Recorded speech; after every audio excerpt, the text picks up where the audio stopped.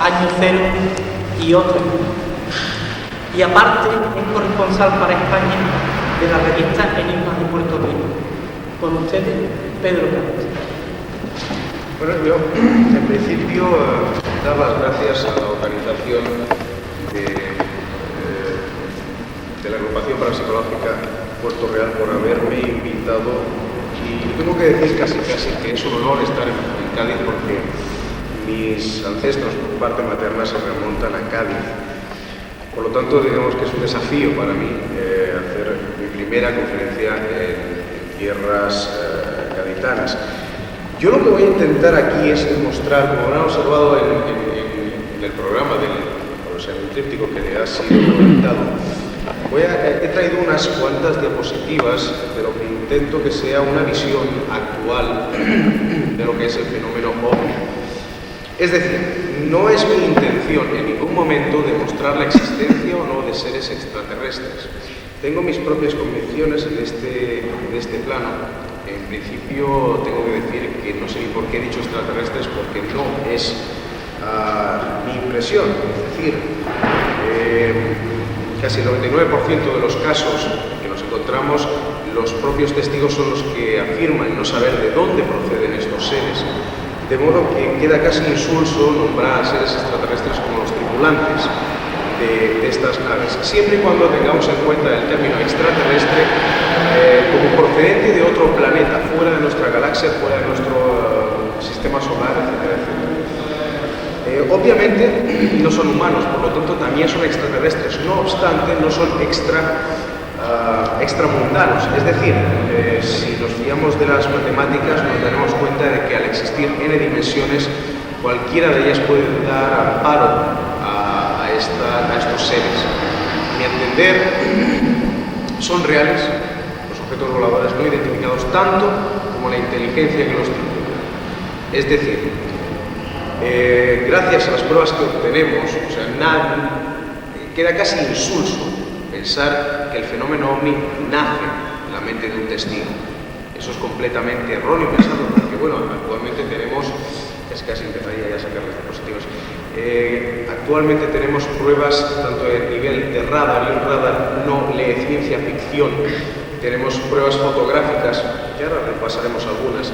Tenemos también, dataciones realizadas desde fuera de la atmósfera terrestre, como puede ser un satélite artificial lanzando fotografías de la atmósfera terrestre hasta una computadora, y naturalmente esas fotografías no son trucables. Naturalmente yo pienso que sería bueno empezar a sacar las diapositivas. Yo lo que voy a hacer, yo lo siento por el micrófono de la COPE, y es que yo más o menos considero que esto es una reunión pequeña, por lo tanto me van a permitir que me vaya acercando entre ustedes, y no pretendo dar una conferencia.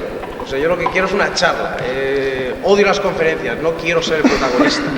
Me gusta que la gente, en el momento que tenga una duda, por favor, que se levante, oiga. Y esto no podría ser naturalmente. Yo estoy abierto, no voy a intentar inculcarles en ningún momento nada.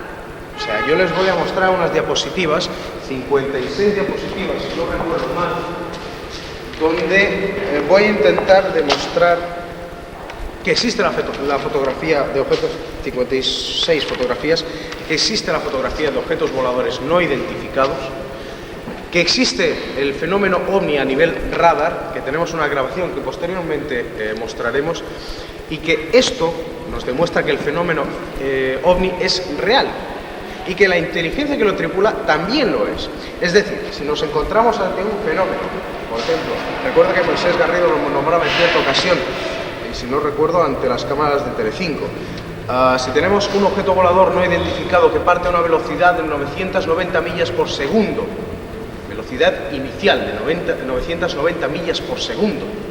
Tenemos una diapositiva de ese momento, conseguida a través de un radar. Si aparece en un radar, eso está estacionario, entonces salen unos cazas a perseguirlo, etcétera, etcétera. Y bueno, de golpe y porrazo, los radars lo están observando el fenómeno, lo tienen delante. Naturalmente, cuando ese objeto desconocido, que no se ha identificado, o sea, que no ha lanzado mirad que estamos aquí, que somos el vuelo tal, no se identifica, por lo tanto es un objeto volador no identificado, aparecen unos cazas, van a por él, y ese objeto desaparece a una velocidad de 990 millas por segundo, eso quiere decir que cualquier hombre que hubiera estado en el interior de esa nave hubiera quedado completamente desintegrado, e incluso la propia nave. No estoy diciendo que alcanzara una velocidad de 990 millas por segundo, sino que partiera a una velocidad de 990 millas por segundo. Eso, actualmente, y según la ciencia que nos están enseñando, es completamente imposible. Yo lo que voy a pedir, por favor, es que se cierren las luces y vamos a pegar un repaso a las diapositivas. Ahora que lo pienso, si me apagan las luces, ¿cómo lo leo? Bien. Gracias. Bueno, la primera que vamos a observar es nada, porque no están puestas. Esta te la guardo, donde estés. Vale. Bueno, lo primero que estamos observando, se junta un poco ella sola, vale, fue tomada el 21 de marzo de 1968 en Canaan, Utah, en los Estados Unidos de América. Fotografía tomada por el ingeniero Fritz Van Ness, primera de un total de 7 tomas. Aquí observamos un objeto volador no identificado y yo ya les puedo decir de partida que esto es un fraude. Es decir, yo aquí les he traído todo tipo de fotografías. Todas ellas han salido o han sido mostradas en alguna ocasión en los medios de comunicación. No obstante, he tenido la ocasión de conseguir algunas que no han sido difundidas casi aquí en España. Hay algunas que sí, naturalmente, pero que las quiero mostrar por algún motivo. Yo aquí les estoy mostrando unas fotografías, como he dicho, que fueron tomadas el 21 de marzo de 1968 por Fritz Van Ness. Bueno, estas fotografías son falsas. ¿Por qué?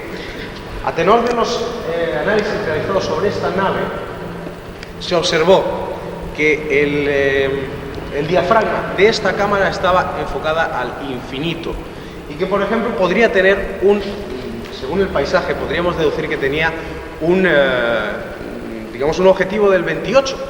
Y el objetivo del 28 hubiera cogido perfectamente esa nave. Esa nave estaba tan cerca que hubiera medido aproximadamente entre 4 y 5 centímetros. Echando un cálculo rápido. Entonces observamos que, aunque no... Vamos a hacer una pequeña prueba a ver si encuentro lo que esto señala. Sí. Observen aquí encima. Observen ahí. Es difícil, desde aquí se observa bastante bien. Eso podría ser una pequeña antena, pero yo les puedo asegurar que es un pequeño cable de bambú. En la gran mayoría de las fotografías trucadas de objetos voladores no identificados no se puede observar el trucaje, en principio porque sería tan simple que obviamente no sería mostrada al público. No obstante, esta parece ser que se le coló al señor Fritz Van Ness y nos coló un objeto volador no identificado que es idéntico a una llanta de los motores Ford, y que encima tiene un cable que cuelga, posiblemente de un árbol o de una caña de pescar. Vamos a ir por la siguiente. Ahí la tenemos. El 22 de enero de 1978, Charleston, South Carolina, Estados Unidos. Fotografía tomada entre las 10:20 y las 11:05 de la mañana por William Herman, sexta de un total de 12 fotografías. Cuando existe un número determinado de fotografías, es decir, una cadena de fotografías, se pueden establecer unos parámetros. Esos parámetros pueden ofrecernos la movilidad del objeto, la velocidad a la que iba, si tenía una variación de masa incluso, de velocidad, de dirección, de posición, etcétera. Y a través de los análisis realizados sobre esta fotografía no se ha podido demostrar, cuidado, no estoy diciendo de que no lo sea, pero no se ha podido demostrar que este objeto no identificado fuera falso. Es decir, esta fotografía es buena a nivel científico, o sea, a nivel analista del fenómeno OVNI, de las fotografías sacadas a tenor del fenómeno OVNI. Observamos lo que sería la nave, observamos que era metálica, por el reflejo, o metálica, o de un, digamos, en principio que era de 3 dimensiones y de un material refractante, o sea, que podía reflejar la luz del sol. Ahí lo observamos. Pero ¿qué ocurre con estas fotografías? Tanto esta como cualquiera de las 12. que no tienen un punto de referencia a menos que sean las nubes. No aparece un suelo. Observamos que esto queda ahí colgado, que no tiene ninguna consistencia el fenómeno. Entonces, no ofrece toda la fiabilidad que se podría observar. Podríamos decir que desde luego esa fotografía no está trucada pero al no existir ningún punto de referencia no se puede decir ni las dimensiones del vehículo, del fenómeno, ni si ese fenómeno estaba estático y lo que variaba era la cámara, porque obviamente las nubes podían variar. Sigamos con eso. La tercera fue tomada el 26 de julio de 1976 en Wally, Suiza.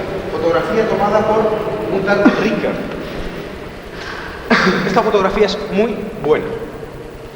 Una de las mejores que se conservan en los archivos de la ufología. No obstante, también tiene pegas. Y en la ufología, y eso obviamente lo sabe cualquier investigador del fenómeno ovni, lo primero que se tiene que ser es crítico, exigente y desmesuradamente criticón. Esa sería la fase primera de ser muy objetivo. No se ha de casar uno con la fotografía, por muy buena que parezca. La fotografía, vuelvo a repetir, es buena. No obstante, aparece, aunque aquí... Esto sale... Vale. Aunque aquí observamos que continúa una especie de masa nubosa y que aquí tenemos otra y que aquí tenemos otra, parece que esta de aquí pertenezca al mismo objeto. Por lo tanto, queda un poco absurdo el hecho de que si es una nave tan sofisticada que atraviesa unas velocidades tan rápidas, ¿por qué te deja una estela de humo? No de humo, sino de humo. ¿Por qué esa estela? No, además de los análisis realizados sobre la fotografía se observa que por debajo de la nave, más o menos a esta altura, había una especie de campo de calor, y que esa especie de nubosidad podía ser provocada por el campo de calor. Por lo tanto, no es una fotografía, o sea, la fotografía es muy buena a nivel analítico, no se puede criticar esa fotografía, es buena. No obstante, observamos que a nivel como de testimonio, porque el testigo no vio nada, Rickert no vio nada, podíamos observar que este objeto de aquí podía ser un dirigible. Observen la figura, que parece que también refleja los rayos del sol. Esto parece ser perdón, algo bastante normal en el fenómeno ovni, las fotografías del fenómeno ovni que reflejen la luz del sol. Por lo tanto, nos demuestra que son tridimensionales, pero podría ser un dirigible. No obstante, Rickert observa cientos de veces que él no observó nada en el momento de sacar la fotografía. Sigamos con la cuarta. Esta también es buena. El 24 de marzo de 1978. No está localizada, pero es una fotografía tomada a través de un telescopio. La fotografía es buena. ¿Por qué? Porque está sacada a través de un telescopio, por lo tanto, digamos que el nivel analítico de la persona que lo sacó, además, era de buen aumento, sería bastante bueno. Sin embargo, también tiene su pega. Esto no se tiene el negativo, repito que está ilocalizado. Esto de aquí podría ser un achicharramiento en lo que es el negativo. Lo veremos, este fenómeno lo veremos posteriormente, creo, en otra fotografía. Vamos con la siguiente. Y aquí veis extra, sí. Este es un fenómeno conseguido el 2 de marzo de 1978 en Toyama, Japón. Fotografía de una película filmada por el señor Matsuki. Yo no sé, la mitad de los nombres conseguidos en Japón están estas fotografías casi localizadas. Yo no sé si es interés del investigador por no nombrar estos nombres, porque son increíbles, Matsuki, o porque verdaderamente están ilocalizadas. Esta es una de las pocas que se pueden localizar. Ese fenómeno que se observa dentro del círculo, este haz de luz, en la siguiente, observamos que cambia de posición, fue descendiendo. Esto es una filmación, si no recuerdo mal. Sí, es una filmación. En la filmación se observa como la trayectoria no es del vehículo o de la mancha esta que entre en esta dirección, sino que baja perpendicularmente en esta posición. O sea, cualquier persona que hubiera observado esto en los cielos de Japón hubiera identificado eso posiblemente con un ovni. No obstante, se ha podido identificar el día 2 de marzo de 1978, justamente en Toyama, se recibió la entrada de un cometa. Ya no estoy hablando de un satélite artificial, ya no estoy hablando de cosas como esas, sino de un cometa que entró en la atmósfera terrestre.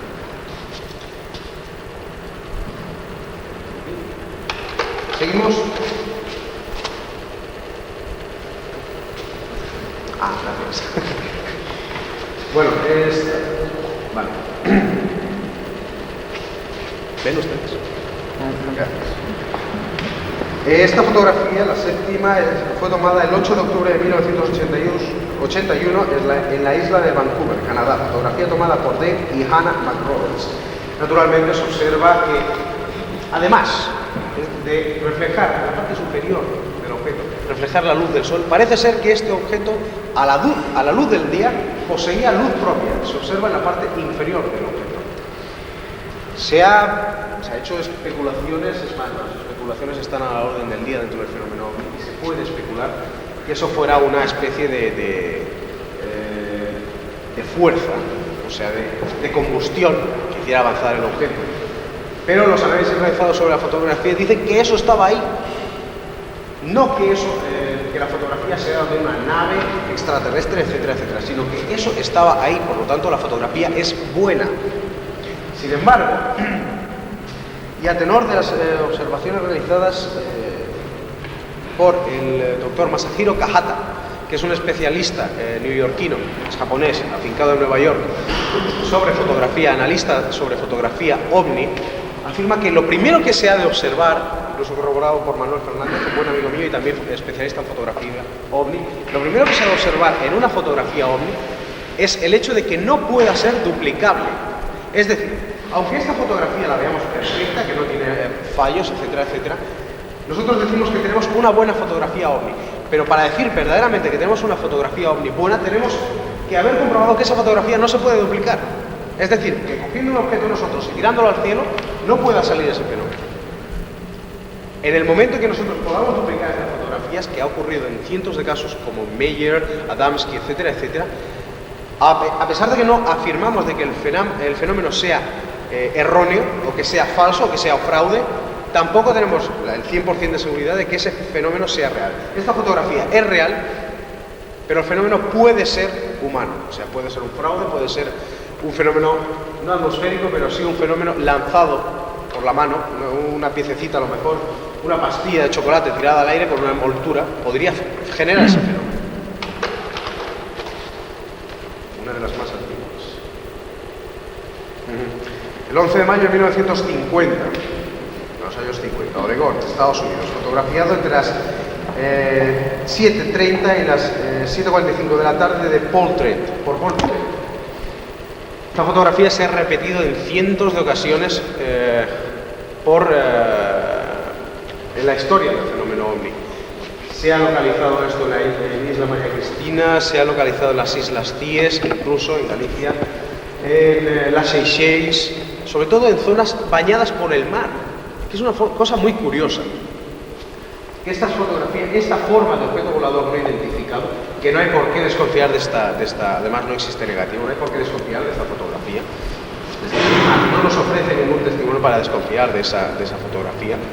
Entonces nos encontramos con que esa fotografía puede ser real y sin embargo se ha repetido cientos de veces a lo largo de la ufología, siempre en torno a lugares bañados por el mar, como puede ser islas, no sé, penínsulas, pequeñas penínsulas. Sigamos con la siguiente. Bien. La novena.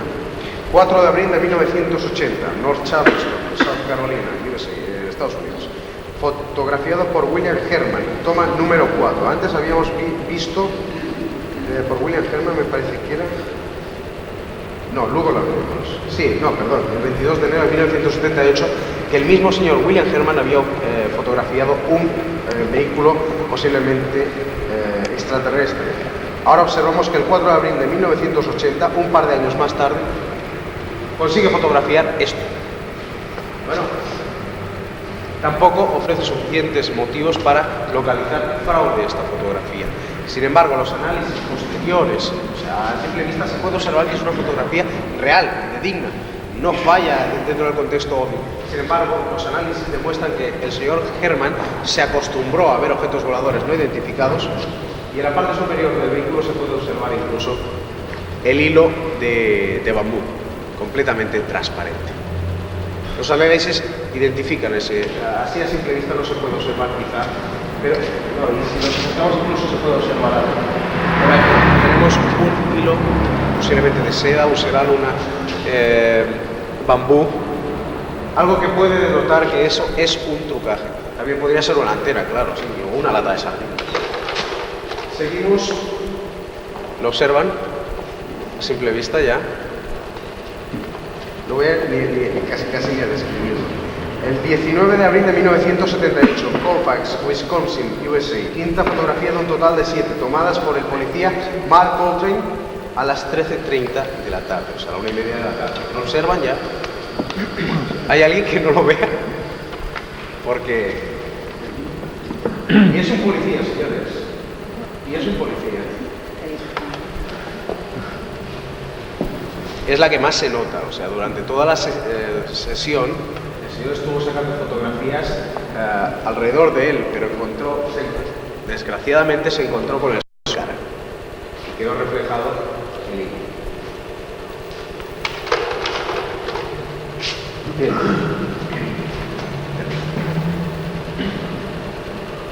Sí. 1973, Ontario, Canadá. Primera de un total de 7 tomadas por Ron Spanbauer. A ver si recuerdo. Sí, esta fotografía correspondería a lo que es la tapadera de una heladera norteamericana, cogida también por un sedal.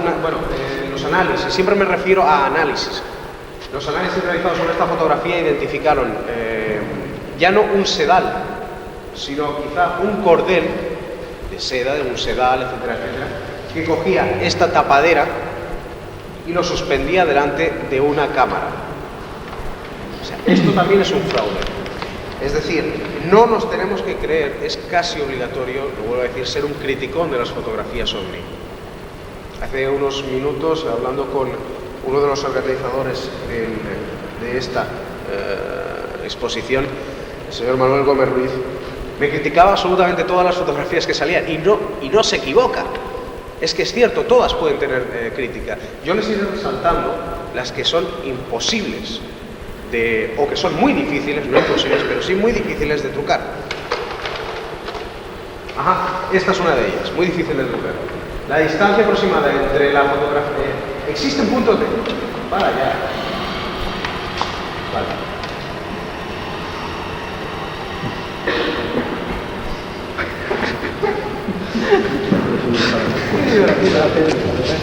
Vale. Sí. A manual, que es mejor. Existen puntos de referencia, por lo tanto se pueden sacar muchas conclusiones. Una de ellas son las medidas del objeto, otra de ellas la distancia entre el objeto y el fenómeno. Eso es lo que se entendería por verdaderamente un objeto volador no identificado. La forma del objeto es completamente ovalada, no había ni alas, no había ni un timón, no había ni un alerón posterior, no es un avión, quiero decir, no es su forma delata que no era un dirigible, un Zeppelin, pero naturalmente no estamos seguros de que no sea un diseño ultra secreto militar de los Estados Unidos de América, porque si no recuerdo mal, sí, a ver, sí, esta es 17 de abril de 1973, isla de Bali, Indonesia, fotografía tomada a las 14:30 por el turista japonés Ryo, lo que le digo de los nombres japoneses, Ryo Terumoto. Aquí aquí observamos el fenómeno. Se puede localizar la distancia. Naturalmente, la pena de este objeto es que no proyectara una sombra o una sombra visible, pero las distancias, la distancia del objetivo a la cámara, la distancia o sea, el ancho y el alto del objeto se pueden tasar.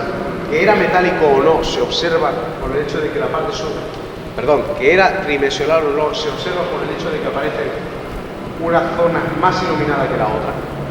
O sea, que no tenía solamente 2 dimensiones. Por lo tanto, esta se puede considerar una buena fotografía ovni.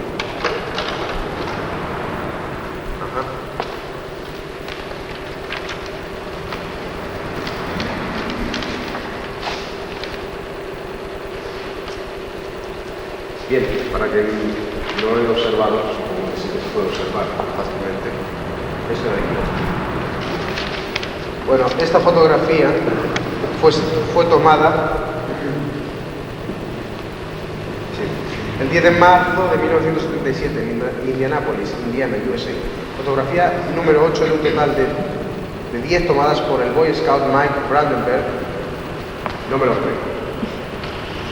Esta me parece que se me ha colado. Sí, esta se me ha colado. Esta no viene aquí. Vale, esta sí. Estaba colada.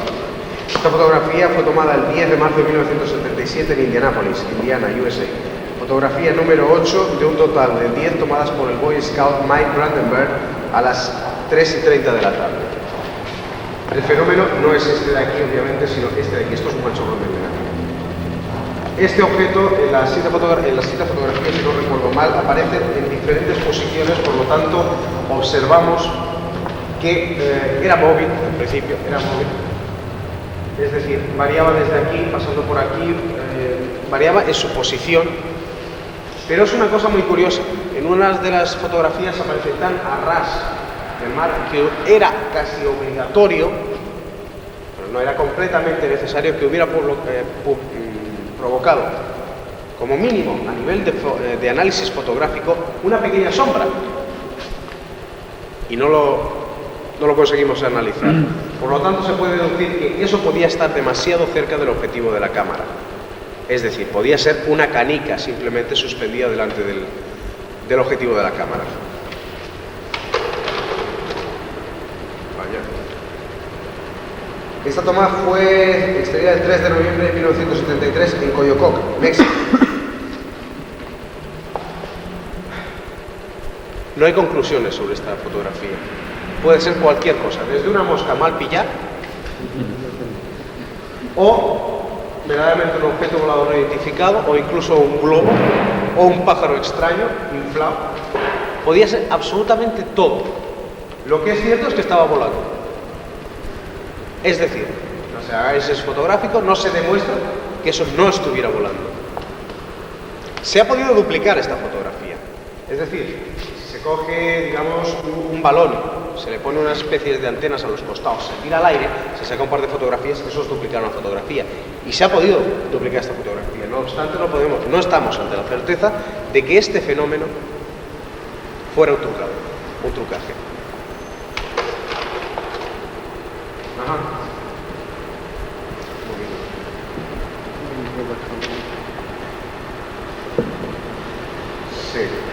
8 de mayo de 1966, Ipalmevi, sur de Brasilia, fotografía tomada por James Clayton. Volvemos a lo mismo. Se deduce a través del análisis fotográfico que esta fotografía, ese objeto, estaba girando sobre sí mismo. Al principio estaba girando sobre sí mismo. Que tenía 3 dimensiones. Primero por la sombra inferior, porque aquí está más oscuro y porque aquí está mucho más claro. Pero volvemos a lo mismo, no tenemos un punto de referencia a excepción de las nubes del contorno. No podemos decir a qué distancia estaba de la cámara, por qué justamente esta masa se ve borrosa mientras que las nubes no. Si tú enfocas algo es que es curiosísimo, si tú enfocas algo al infinito, bueno, pues a menos que eso esté a medio metro, pues lo vas a enfocar perfectamente. Las nubes del contorno salen perfectamente. ¿Por qué ese objeto no se vio tan claramente? Y me vuelvo a remitir al análisis fotográfico. Es decir, aquí se puede ver, digamos, un poco móvil en principio porque se ha podido observar que quizá estaba girando sobre sí mismo. Pero también se ve un desencuadre del fenómeno. Se ha podido duplicar también. Si solo cogemos un poquito desequilibrado, lo ponemos en una caña y le damos vueltas, sale eso mismo. Ajá. Sí.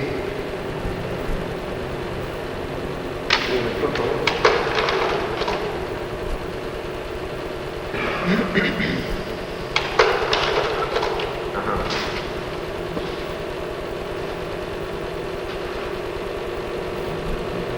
Bien.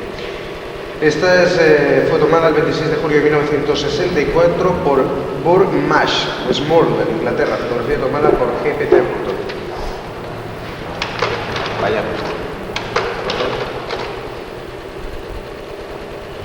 Ahí sería el objeto. Eso decía el testigo que no lo observó. Estamos casi sin datos. Solamente podemos referirnos a las medidas del objeto y la distancia entre el fenómeno y la cámara. Sin embargo, lo que no podemos decidir, porque no tenemos el negativo, es cuál era la forma de ese vehículo. Se puede observar quizá una forma romboidal, quizá oval incluso. No obstante, nos tenemos que referir a la evidencia, y la evidencia de este fenómeno es que podía ser tranquilamente un avión encarado hacia el testigo, o sea, que fuera avanzando hacia el testigo. No tenemos que descartar, aunque haya gente que esté frunciendo el ceño, no tenemos que descartar las hipótesis válidas. Es decir, puede haber una fotografía muy buena de objetos voladores no identificados que sea imposible de negar que aquello es verdadero. Sin embargo, el resto de las fotografías no tiene por qué ser real. Y nos damos cuenta de que, por ejemplo, quizá el 90% de las fotografías OVNI actualmente son falsas, y gracias a la informática, al análisis que se está realizando a través del análisis realizado en las computadoras. Por ejemplo, se ha demostrado que las fotografías de San José de Valderas fueron trucadas con el signo humo, ¿se acuerdan? Ajá. Esto es una ampliación, La fotografía no está clara. En 1966, Nuevo México, USA, sin más datos. Esto es una ampliación. Volvemos a lo mismo. Ese objeto está demasiado desencuadrado. Parece como si hubiera sido hecho adrede. No se ofrece el negativo a la cámara, por lo tanto no se puede analizar si aquí no había un hilo, si incluso no había sido lanzado, no estaba en suspensión en el momento en que había sido lanzado hacia el aire. Es decir, nos faltan datos. Sin embargo, parece una buena fotografía de objeto volador no identificado, tridimensional, como se puede observar. Podría ser buena. Sin embargo, si hacemos un juicio rápido, también podría ser un sombrero. Podría ser un sombrero, tranquilamente. Qué buena, De lo mejorcito, Sí, si no está equivocado, esto está sin datar y fue sacada en el templo del pabellón. No, fuera. Sí, si no recuerdo estas.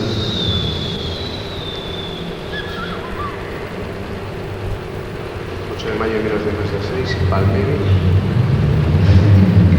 No, es la fotografía segunda, 3 de abril de 1974, fotografía segunda de un total de 5, tomada por Hitoshi Tanaka, desde el puente Kannon, situado entre Moji y Shinoseki, Japón. Ya les digo yo que los nombres japoneses. A las 15 horas. Es un fraude, Hay que pensarlo mucho. Sin embargo, observen la figura de este objeto. Observen que la parte superior, no sé si esto está bien. La parte superior queda casi camuflada con el borde de la imagen, para que no se pueda identificar un supuesto cable, no sé, algo que lo pudiera identificar como un fraude, como lo es. Verdaderamente se ha podido demostrar que eso es algo tan pequeño como una caja de cerillas, con 4 cerillas a los lados, con 3 cerillas a los lados. Pero es un fraude, obviamente. Esta sí que es la que está sin datar, Templo del Pabellón Dorado, tomada durante un viaje a Kioto por el japonés Manabu Masuda. El objeto volaba en forma diagonal.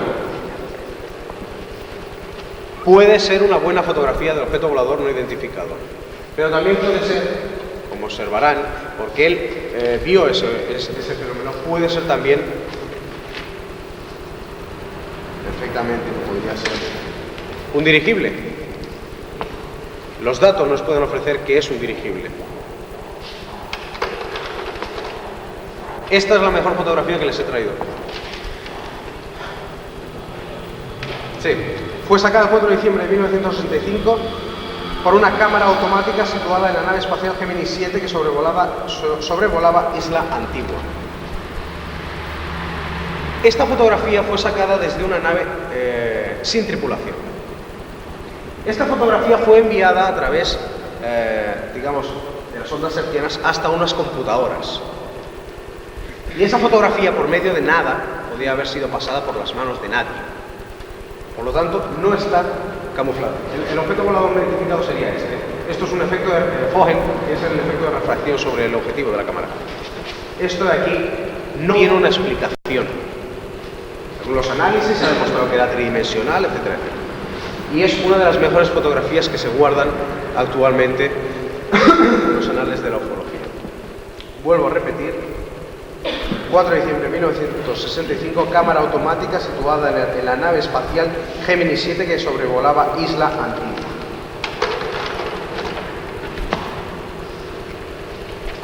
Vale. 1975, Isla Catalina, Newfoundland, Canadá. Fotograma de una grabación realizada por Richard Young con una cámara de la Fuerza Aérea Canadiense. Bien, cualquiera que haya conseguido el vídeo donde el señor Arthur C. Clarke se refiere a los objetos voladores no identificados, habrá observado que esta grabación es la del objeto que venía de por acá y se metía detrás de esta montaña. Los análisis realizados sobre esta fotografía se ha podido demostrar que era una avioneta, quizá una P-41, es posible, no lo sabemos. No obstante, incluso se pudo analizar que eso tenía alas, que tenía una cola trasera y que incluso se podía vislumbrar la figura del piloto. Por lo tanto, esta fotografía y esta grabación que tantas veces se ha colado, tú lo sabrás, Moisés, que esta es increíble las veces que nos la han colado, esto no es más que una equivocación. No es que haya intentado falsificar los datos, más en la grabación casi no se aprecia nada, ni las alas ni nada en absoluto. Es gracias a los análisis realizados en Inglaterra que se ha podido demostrar que este fenómeno no es más que un avión, una avioneta.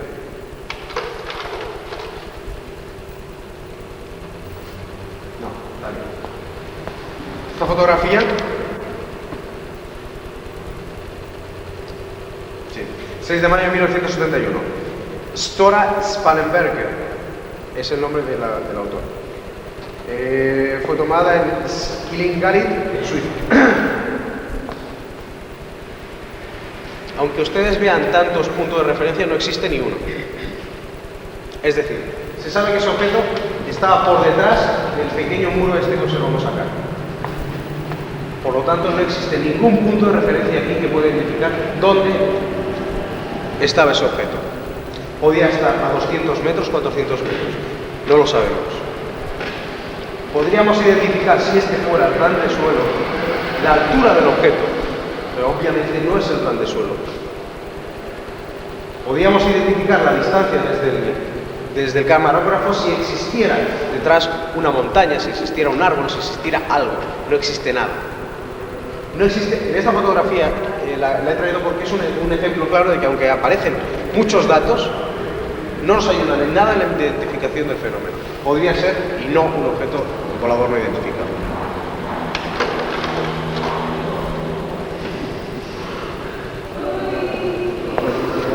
Pues es simpática, ¿verdad? Y bueno, tampoco existen datos que nos puedan ofrecer una distancia aproximada del objeto volador no identificado, pero verdaderamente bueno, la que hemos visto antes fue tomada en diciembre de 1981 en Adjuntas, Puerto Rico, Estados Unidos, tomada desde el interior del vehículo de Miss Millie. Ajá. Cuando se dirigía desde donde Adjuntas con su novio. Desde donde, que es una población, a Adjuntas con su novio. Y esta está realizada en el interior de un zoológico.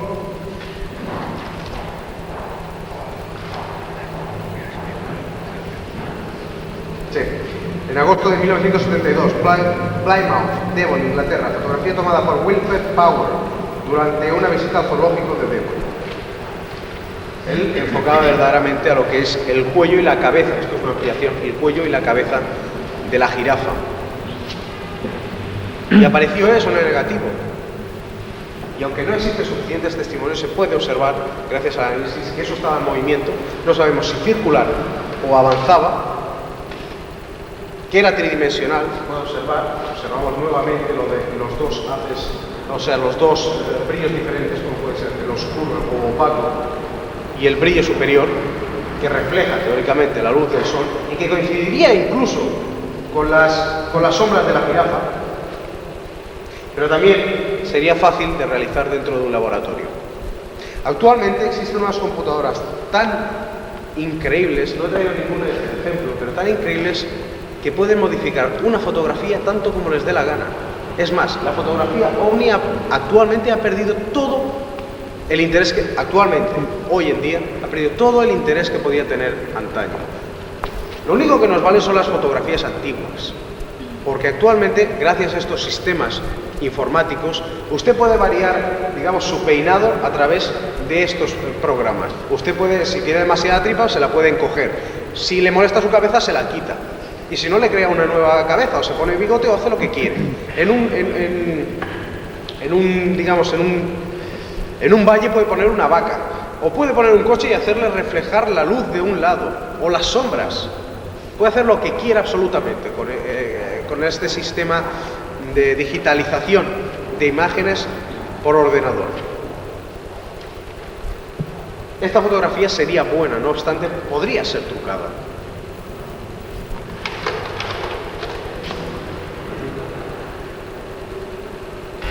...3 de noviembre de 1973, Coyoc.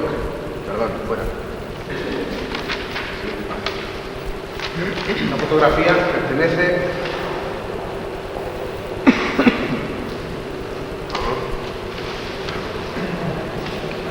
al 26 de marzo de 1932, 62, y sin más datos.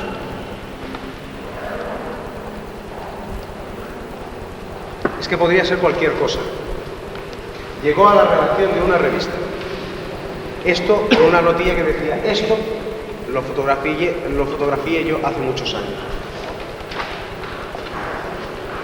Se puede llegar a miles de conclusiones. Más datos.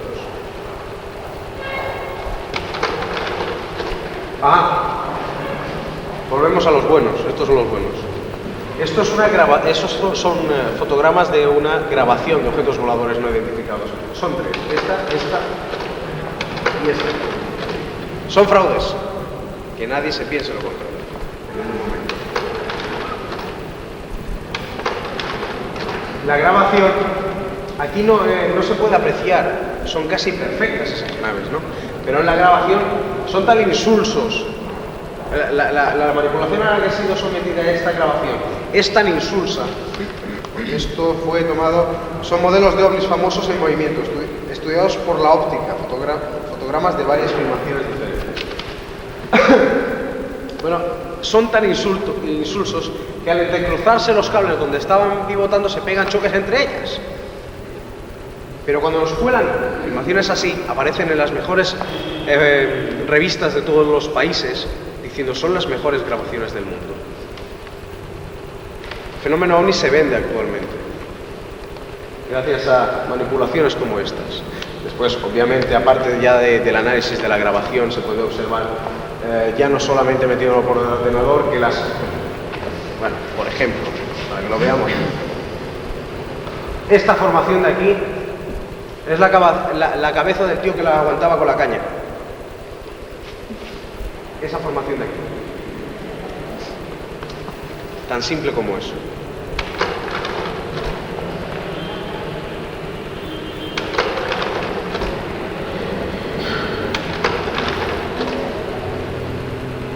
Y ahora vamos a pasar al vídeo. ¿Quique? ¿Dónde estás? ¿Quique? Desapareció en combate. Bueno, este es un caso que, si no recuerdo mal, Moisés lo en Bélgica. lo narraste tú. Bueno, ya se lo he comentado en algunos programas. ¿En fue una de las grabaciones que efectuaron sobre los ovnis de Bélgica, ¿no? No, dilo alto. Bueno, una de las pocas... Que tenemos entre nosotros a Moisés Garrido, uno de los mejores investigadores de la zona andaluza. Venga, suéltalo. Esto fueron una de las pocas y fiables dataciones por radar de un fenómeno aéreo no identificado que fue captado en esa oleada belga que hubo entre el año 89 y 91 de ovnis triangulares. Y bueno, aquí la OTAN, que hizo todo un seguimiento importante de este caso, pues logró captarlo por la pantalla de radar y además constataron que hubo cambios tanto en la dirección o maniobras bruscas que no encaja en un objeto convencional, ¿no? Exactamente. Entonces ahora, Quique, lo que vamos a hacer es poner el vídeo, que ahí tenemos una... No, sin encender las luces, porque vamos a seguir observando. Aquí tenemos lo que acaba de explicar Moisés, que es un fenómeno muy fiable, localizado en radar. Y vuelvo a repetir, los radars no ven ciencia ficción. Y ahora vamos a ver una filmación inédita en España, o al menos yo no he localizado a nadie que la pueda presentar actualmente, donde observamos que en la Navidad de 1990, en el aeropuerto de Carrasco, en Uruguay, se observó un fenómeno desde lo que es la torre de control del aeropuerto, donde dos controladores aéreos, uno de ellos Omar Vera, perdón.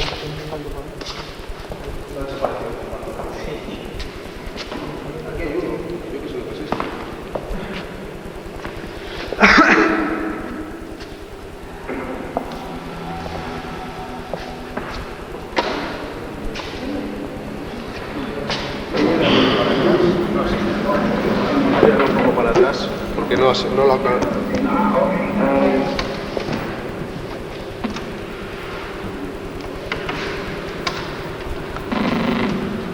Este es Jorge Monsalvo. El otro del bigote era Jorge Monsalvo, un investigador de Uruguay. Cuando estamos mirando acá en la pantalla, un operador no identificado está a 10 millas, es eso que aparece ahí. Señálalo, Alejandro. Ahí está.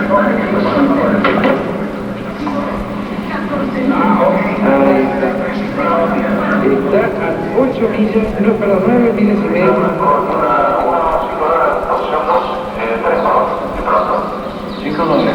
Lo autorizamos a despegar, salida directo a Córdoba. Mirá, no, Alejandro, observa esto. Ya pasó el externa. Si es lo que el otro, ¿no? El que venía adelante. Un poquito más adelante estaba. Un poquito más adelante de esa línea. Ahí está, ahí lo tenemos. Ahí tenemos otro. Tenemos otro ovni ahí aparentemente que está a 2 millas y medio de la 24 y el otro allí. Ahí hay uno, que es el número 2, que viene atrás y que está sonando Alejandro con la lapicera, y el primero está. Sacate el label con reloj, el una mono para el otro lado. Dale flechita para el tac tac tac. Ahí está, ahí.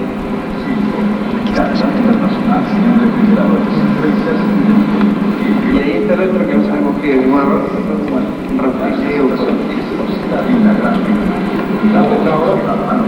No vemos nada, el una está entregando de momento.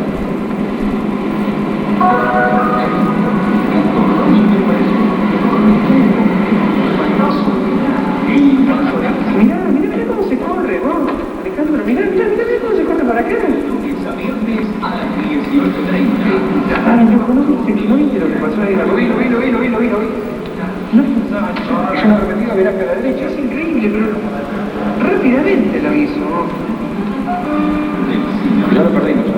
Hizo un viraje a la derecha, pero súper rápido. Ahí tenemos el otro. Ahí.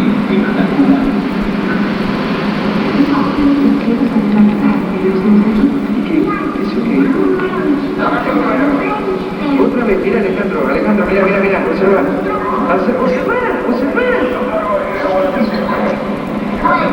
¿Qué mierda es eso? Si miramos por la final de la 24 no hay nada.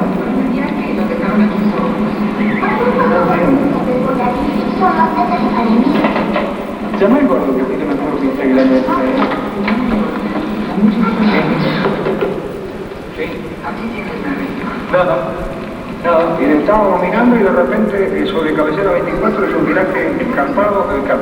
Viraje 45 grados a la derecha, proa norte, a la milla y media lo perdimos. Y el otro día no vimos nada. Nada, lo que vimos fue la pantalla. En la pantalla no vimos nada. Es buen tiempo, pero no volver. ¿Conduces aquí esa vieja camioneta que está afuera? Solo imaginamos que no eres una persona normal. Sí. Y el otro sí, mirando nada, está a una milla y media del Charlie Alto. Está al norte una milla. No viene en paralelo. ¿Que lo ves, gordo, ahí? Sí, lo tengo a la vista. Este es el segundo. Acá tenemos el eco otra vez, miralo acá. ¿Lo ves acá? Está en la final de la 19. Nada, voy a ver. Al final de la 19, dice. Te dejo ver con la niña. La 19 es una de las pistas de aterrizaje de Carrasco. Pero ellos, como van a observar ustedes, que no veían nada.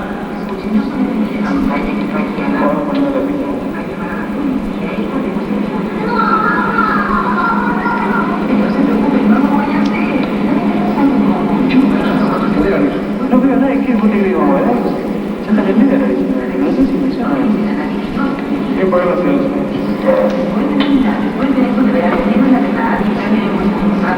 No, tan solo. ¿Será eso? A ver. ¿Qué puede ser? Che, Matariza, ¿qué ves ahora? ¿Tú estás al sur ahora, una milla? Tenemos nuevamente ese objeto volador desconocido que solamente aparece en la pantalla. ¿Qué es este? Y la otra, el otro sigue a 5 millas en este momento, prácticamente al norte de Charlie Garza. Tenemos milla y media al norte de Charlie Garza. Casi viene por rumbo paralelo. ¿Este es el primero? Sí, va para el rumbo paralelo a la pista 06. A la pista 06, ¿no? Está aproximando a la costa, pero no sabemos de qué se trata. Y el otro que está allá a las 4 millas, casi 4 y media, en el noreste. Sí.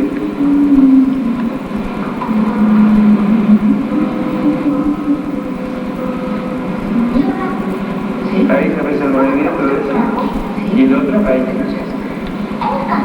El otro está acá. Ahí está, ese es el primero. Y ese es el segundo. Sí. No estoy diciendo eso tampoco. Decirle que lo estamos filmando, el gordo. Sí. No, gracias, señorita, debe ser lo siguiente. No voy a decir que lo que parece. Era muy bien. Terminamos sus labores, ¿por qué no van adentro? Grabamos para la eternidad. Grabamos para la eternidad. A una senda más ancha, a un concepto Bueno. mayor.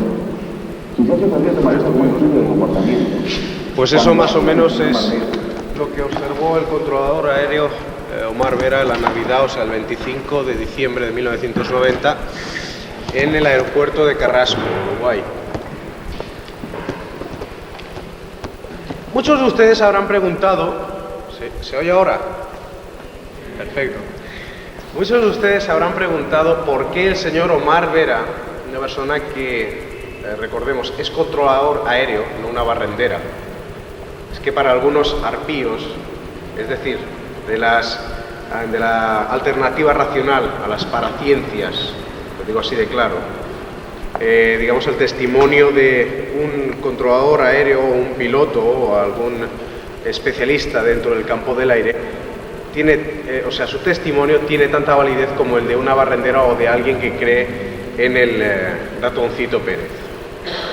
Bueno, pues ustedes habrán preguntado por qué el señor Omar Vera tenía allí la cámara de vídeo y por qué empezó a grabar aquello. ¿Qué hacía aquel día con una cámara de vídeo? Muy sencillo. Recordemos que era Navidad y bueno, unos familiares suyos, tenemos que fiarnos en su testimonio, obviamente, unos familiares suyos se habían presentado en su casa. Y bien, él le hizo ilusión, como a cualquiera de ustedes, le hizo ilusión el hecho de presentarles una muestra, una grabación del lugar donde trabajaba, del lugar donde él hacía despegar y aterrizar los aviones, así de simple. Es más, la grabación empieza mucho antes y está él describiendo los paneles de control, enfoca a los compañeros, una televisión, que ustedes habrán escuchado, una televisión que estaba allí enchufada, mientras no tienen tráfico aéreo, pues están viendo la televisión.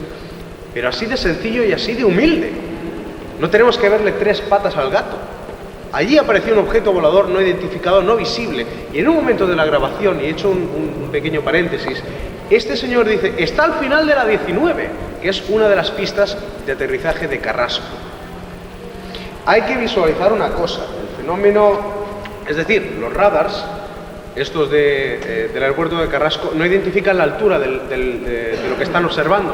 Por lo tanto, podría haber ocurrido este fenómeno a 3.000, 4.000 pies. Y sobre estas nubes no haber observado nada. No obstante, tenían el reporte de un objeto volador no identificado. No uno, sino dos objetos voladores no identificados.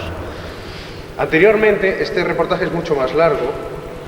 El señor Omar Vera afirma que en 1982, si no recuerdo mal, también una tarde, observaron un fenómeno extraño, que aparecieron unas luces en el cielo al noroeste del aeropuerto de Carrasco, y que él no pudo describir, pidió consenso a lo que sería el centro más cercano a ellos, de si estaban observando lo que a ellos no les aparecía por pantalla de radar, y que obviamente lo estaban observando a simple vista, y ellos, los del otro lado, le dijeron que no tenían nada en pantalla, pero aquello era físico. En este caso tenemos algo posiblemente no físico, pero visible por las pantallas del radar. Y volvemos a puntualizar, no existen pruebas de que ningún radar haya leído ciencia ficción. Por lo tanto, me parece que es prueba contundente de la existencia de los fenómenos llamados no identificados. Y siguiendo con las diapositivas.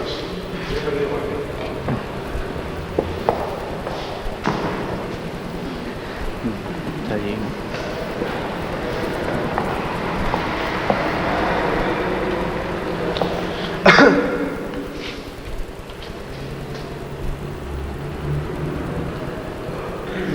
Hemos quedado que esta había sido observada en 1989 por los radars de Bélgica.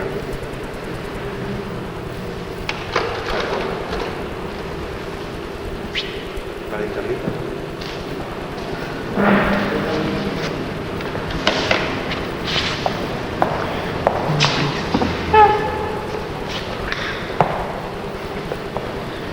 Muy bien. Bueno, sí, esto es una oleada. Esto es lo que se ha llamado dentro del fenómeno OVNI como oleadas. Esta acontece en la zona de Galbraith, que es una población que está en Florida, en los Estados Unidos de América, y estas fotografías fueron realizadas por el señor Ed Waters. Ed Waters, que publicó en 1989, si no recuerdo mal también, un libro llamado The Galbraith Sightings, que son los avistamientos de Galbraith. Estas fotografías, tanto esta como la siguiente, representan las naves que ellos han observado.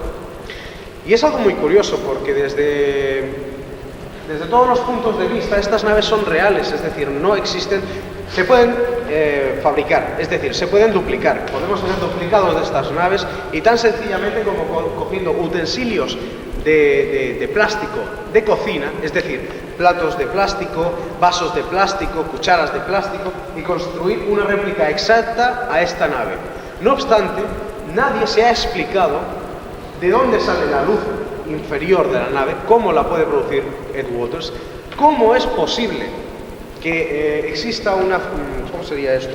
Igual que en Montserrat, el señor Luis José Grifol contacta o dice contactar con las naves extraterrestres, en Galbraith incluso hay testimonios españoles, como el señor José María Casasuguet y como el señor Manuel Fernández, que son conocidos investigadores de fenómenos paranormales y ufológicos, han observado en un lugar que es designado como una zona de Skywatcher, o sea, una zona de contacto visual con naves supuestamente extraterrestres o alienígenas o como quieran llamarlo, han observado naves. Y no tan solo luces, sino trazos, desafíos de velocidad, de movimiento, cazas que van a la persecución e incluso policías que están allí para que el grupo no se desmadre. Eso dicen ellos, pero es curioso que siempre haya policías diferentes. Es muy curioso el hecho de que estos contactos se realicen a nivel tan normal, tan cotidiano, que ya no es noticia. Es más, allí yo tengo una pequeña colección de... ¿Qué quiere que les diga? Son reliquias ovni.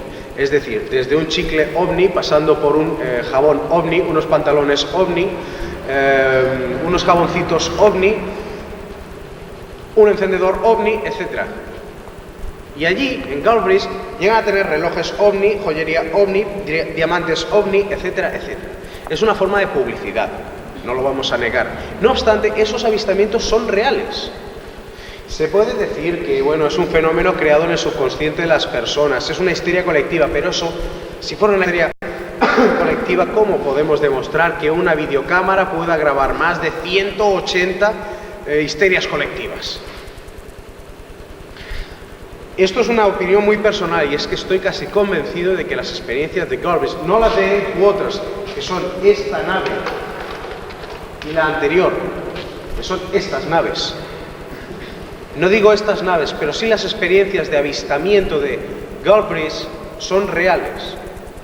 Más, posiblemente muchos de ustedes tengan un vídeo que salió hace bastante tiempo, que se llama OVNI es un misterio sin resolver, si no recuerdo mal, y que en Estados Unidos se publicó con el nombre de UFO The Cover-Up, que es el encubrimiento OVNI. Bueno, pues estas astronaves aparecían... O sea, este caso aparecía y todo el pueblo, lo que es desde el más pequeño hasta el mayor, e incluso jefes de policía, jefes de bomberos, asistentas, o sea, más de 200 personas afirmaban haber visto objetos voladores no identificados en Galbraith, similares a esta nave. Seguimos. Bien. No existen datos de esta fotografía, no obstante, se coló en una revista llamada Weekly World News de Estados Unidos como un supuesto ovni.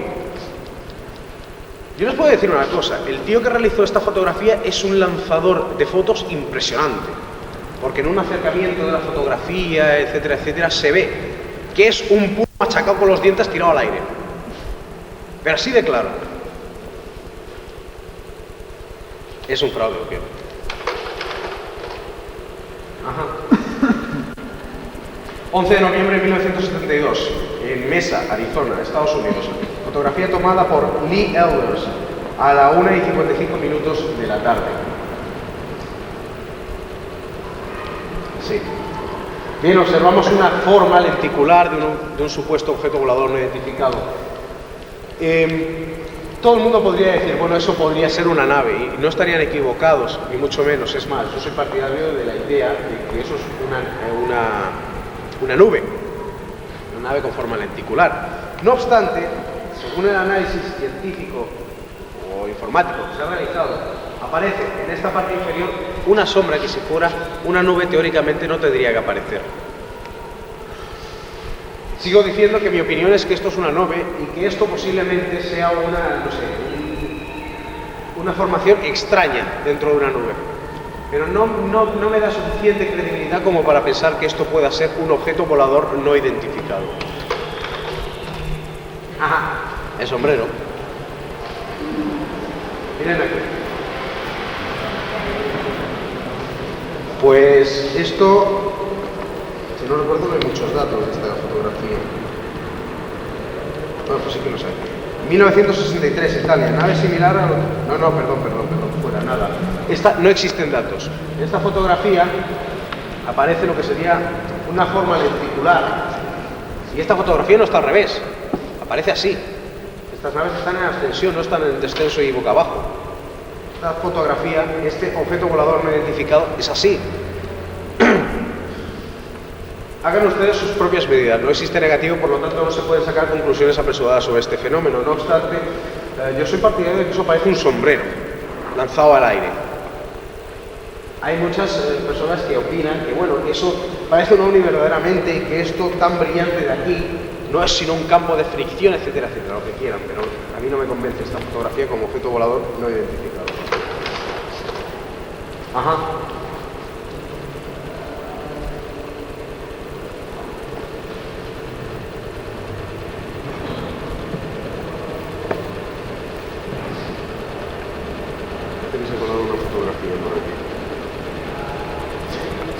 No recuerdo mal, esta es el 20 de mayo de 1971 en Bogotá, Colombia. Fotografía tomada por Eduardo Ponce Melo a las 12:30 del mediodía. Ajá. Esto es un globo aerostático. Eso es un globo aerostático. Pero no nos equivoquemos, en el momento que se sacó esa fotografía no existía ese modelo, era una prueba que se estaba realizando con este modelo. Actualmente está generalizado, pero obviamente si lo observamos un poquito mejor, cualquier persona que hubiera fotografiado eso estaría ante un objeto volador no identificado porque era del máximo secreto. Una típica confusión de lo que puede ser un objeto volador no identificado. Vale, esta la he incluido aquí y a pesar de que fue sacada en 1963 en Italia, es una nave completamente idéntica, según las mismas palabras de Antonio Villas Boas, de aquella que le secuestró en 1957, el 15 de octubre, si no recuerdo mal, de 1957. Ustedes recordarán de la historia de Antonio Villas Boas como la de una persona que sufrió un ataque sexual por un ser supuestamente alienígena. Recordarán también aquella extraña señal que le hizo de señalarse el vientre y señalar con la mano hacia el sur. Bien, yo lo he puesto aquí como un dato documental. Según el propio Antonio Villas Boas, esta sería una réplica muy similar a la nave que le secuestró en 1957 y esta fotografía data de 1963.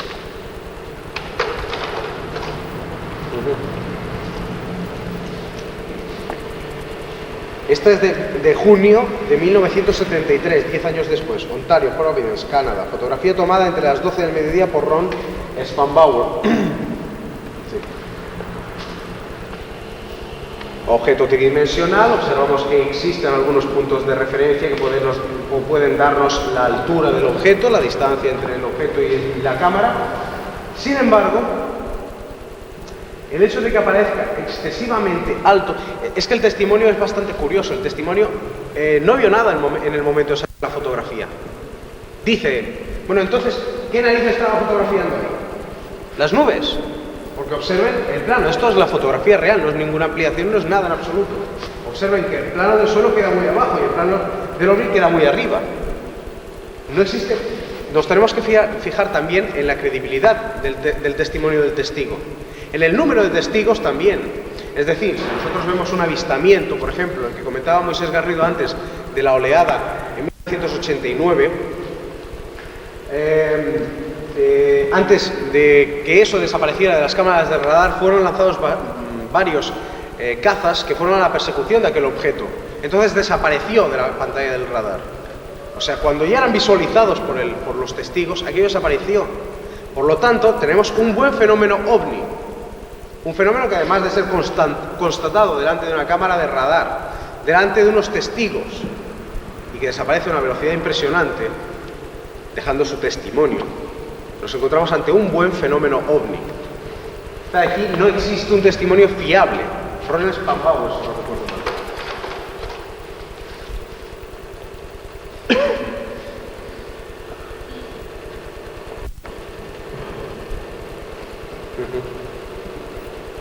Este es un avistamiento sobre Europa. No existen más datos. También llegó de forma anónima a la redacción de una revista.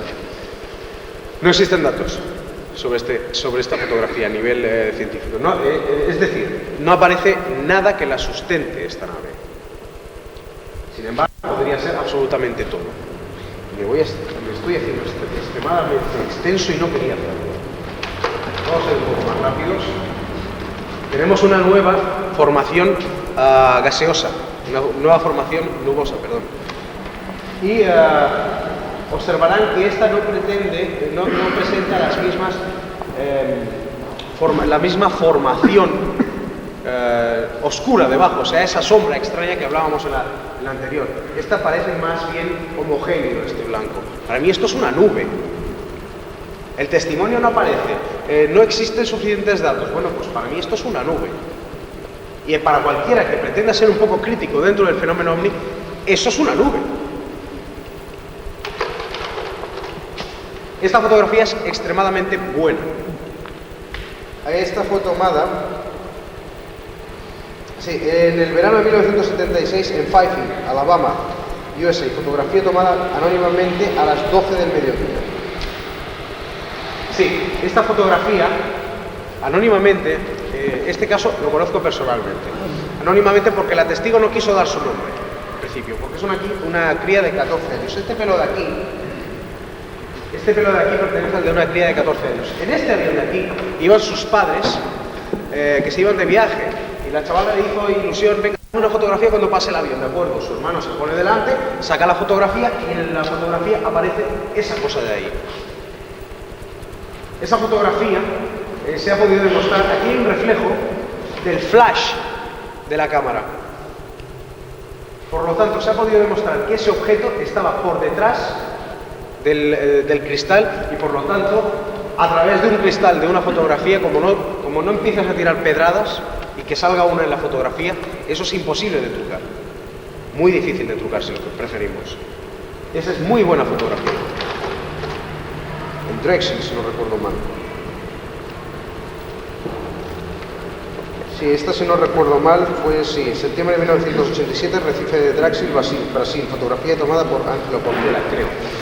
Esta fotografía es falsa.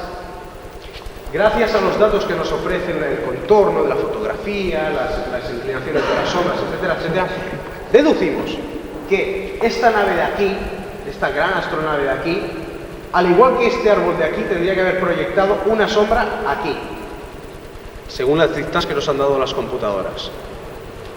No aparece ninguna sombra, por lo tanto podemos deducir que esta fotografía ha sido trucada. Esta es una fotografía muy interesante y que se las entrego como, digamos, una especie de facultad para que podamos definir lo que es Venus. Esta fotografía, gracias se sabe que fue hecha en Sudamérica, no se tienen más datos, y se supone que es Venus en principio. ¿Por qué?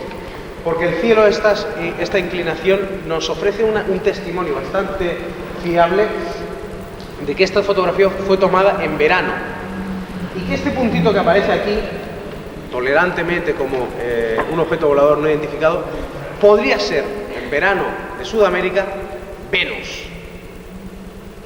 Muchas fotografías se nos cuelan en nuestros archivos de esta manera, de esta guisa. Eso es Venus. Esta de aquí también es buena.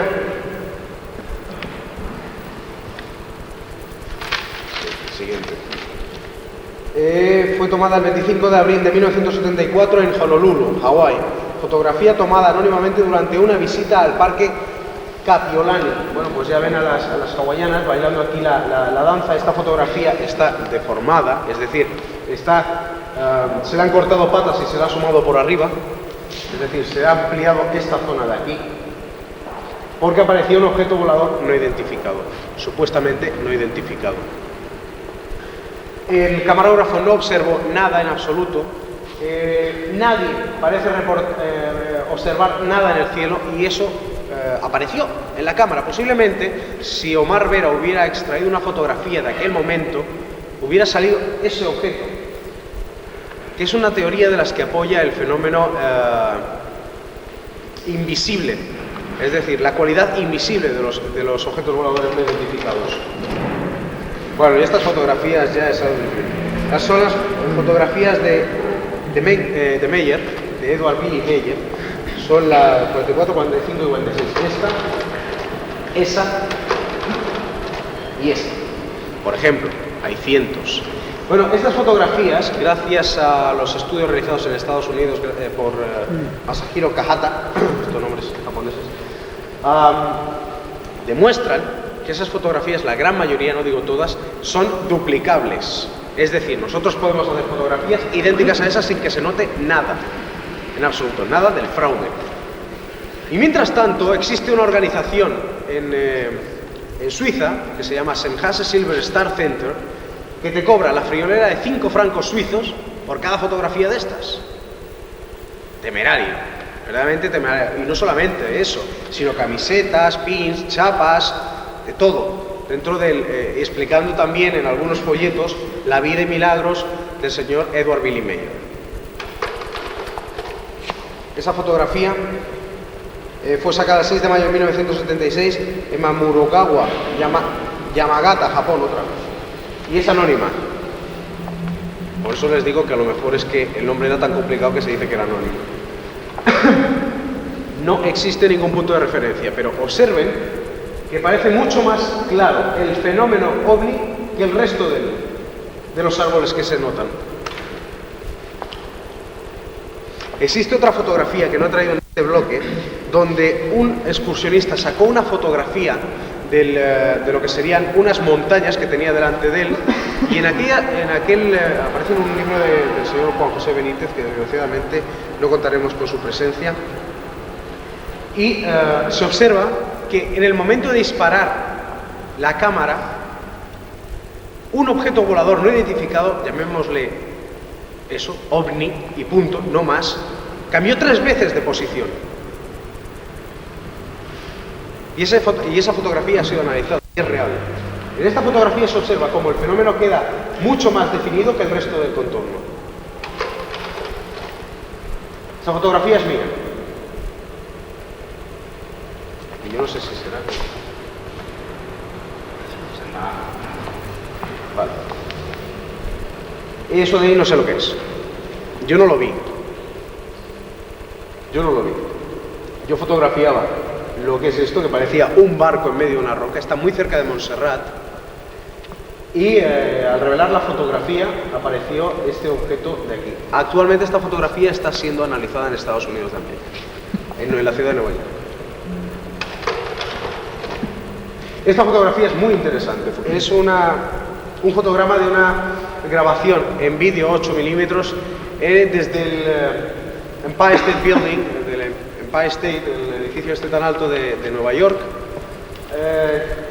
por el investigador ufológico Manuel Fernández. Quizá su especialización dentro del fenómeno ovni, de la fotografía ovni, nació a partir de esta grabación. En este momento estaba realizando una grabación de la Quinta Avenida desde abajo, desde lo que es el pie del Empire State Building.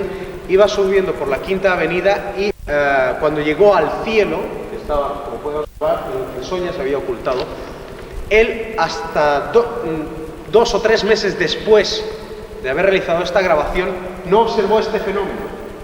Esta pantalla ahora mismo está tintada de amarillo. Absolutamente todos los detalles oscuros tenían que haber quedado tintados amarillos. Y observen que esto es tan tridimensional que queda todavía la zona oscura. Se ha realizado un análisis de esta fotografía. Se podía deducir, bueno, no, es que allí es normal que exista el Goodyear, que es el dirigible este que se pasea por los cielos norteamericanos.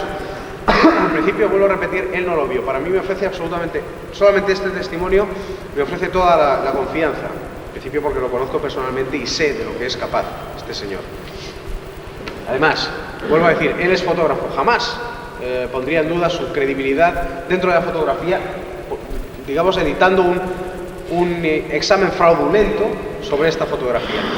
El examen fue realizado por Masahiro Kahata y ha dicho que este fenómeno es completamente real, que está aproximadamente a 3 kilómetros de distancia y que era tridimensional. Me parece que es la última.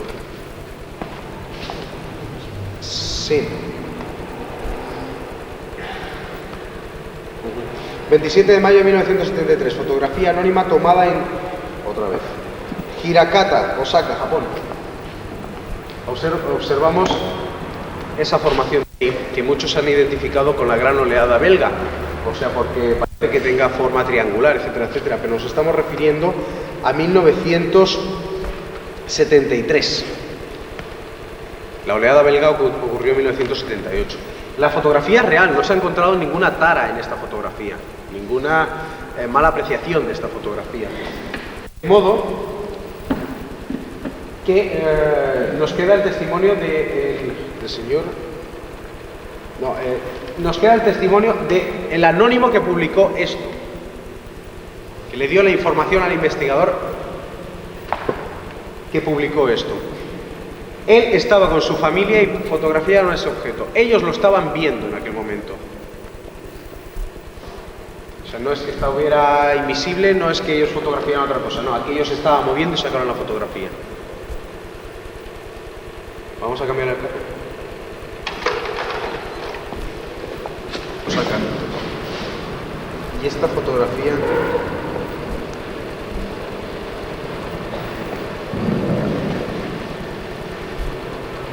es otra fotografía anónima japonesa tomada el 19 de agosto de 1974 en Sumoto, Hyogo, Japón.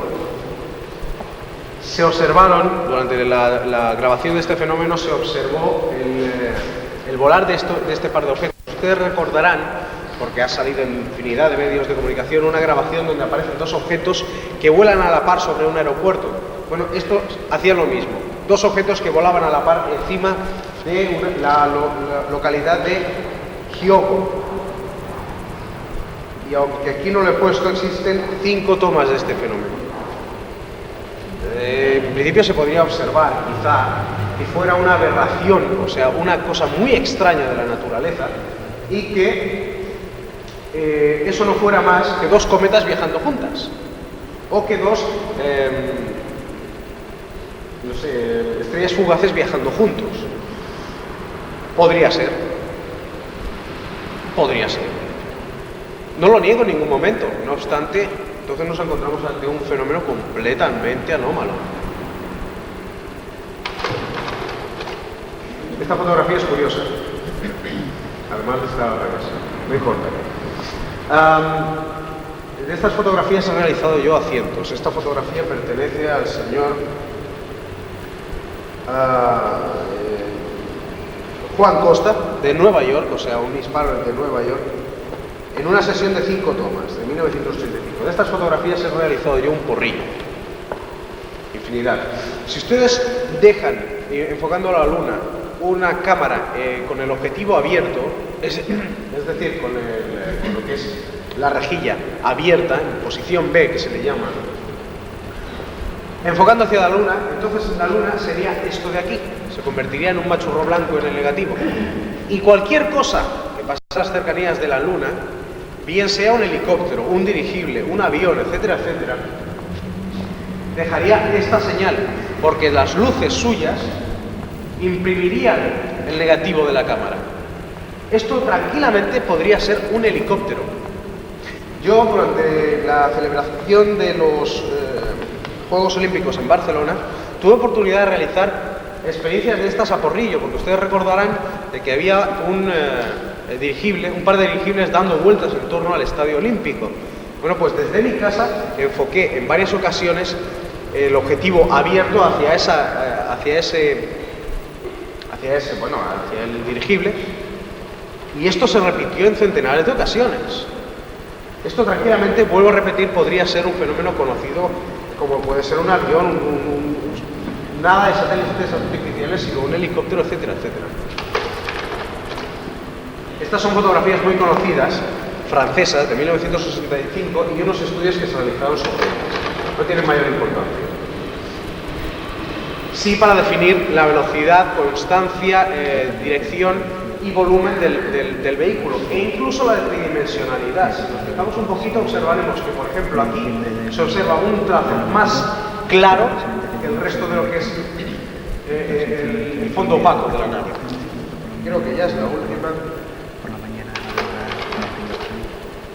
Una que está al revés del tío Billy Mayer. Nada, es igual.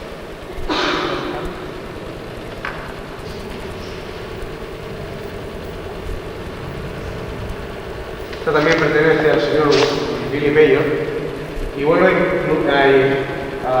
hacer hincapié en que por una fotografía así, y esto no es defecto del visor, observen que es borrosa. Por esta diapositiva me clavaron 5 libras. 5 francos suizos, perdón. Y no ofrece ninguna credibilidad, no se puede identificar si existe algún clavo, alguna cosa que lo sustente. Incluso en las grabaciones de vídeo de él se ha podido demostrar en varias ocasiones que existe una especie de cable o de sedal que lo entorna y le hace dar vueltas. Por lo tanto, yo creo que... enciendan las luces, por favor. Bueno, esto de aquí, que se ha dado... Esto que se ha dado en conocer, no es necesario, no es necesario, no es necesario. Vale. Eso de ahí, que se observa ahí, podría ser un ovni para cualquier persona que lo observara desde un avión. No obstante, les puedo decir que eso no es más que una refracción contra el aire, contra la misma atmósfera de una nube. Tranquilamente eso es una nube. Y hasta aquí la sesión fotográfica. Es decir, el fenómeno ovni es completamente real. Físico, tridimensional, lo que ustedes quieran. La existencia de una inteligencia en el interior de ese objeto también es real. Si una astronave o un objeto volador no identificado, de procedencia desconocida, atraviesa nuestro espacio aéreo, se queda en el aire y cuando buena, absolutamente todas las naves que se parezcan a eso sean verdaderas. Yo solamente les hago un ruego a partir del momento en que me han subido aquí y me han dicho de que yo soy especialista. Y es que, por favor, no crean el fenómeno. Se acabó. Si hay alguna pregunta... Si hay alguna pregunta... Dime. No tienes ningún derecho. Esta que aparece dos luces o dos focos en paralelo. Yo prácticamente lo sé porque me gusta así. Me gustaría que no sé si alguien más lo sabe, sé todos los que dedicamos a este tema, más o menos estamos un poco enterados, pero me gustaría que no sepa que le diga la probabilidad que hay que sean dos estrellas fugaces paralelas. Dos estrellas fugaces paralelas. Pues tanto como, mira, físicamente es probabilísimo. Tan probable, es más, la probabilidad es tan idéntica como que una margarita pueda soportar el peso de un elefante. Una entre 10.000 millones a la 10, por ejemplo. Pero puede darse. El hecho de que dos rayos caigan instantáneamente, eso que vemos en la televisión del Formondeo, me parece que es, dos rayos que caigan en el mismo instante, en el mismo lugar. Una entre infinitas. Pero cabe la posibilidad, existe esa posibilidad. Sí. Las informaciones que tienen las fuerzas aéreas del mundo entero sobre el fenómeno OVNI, ¿cómo todos los estudiosos que habéis en este tema tenéis tan pocas de ellos? ¿Tan alto secreto es?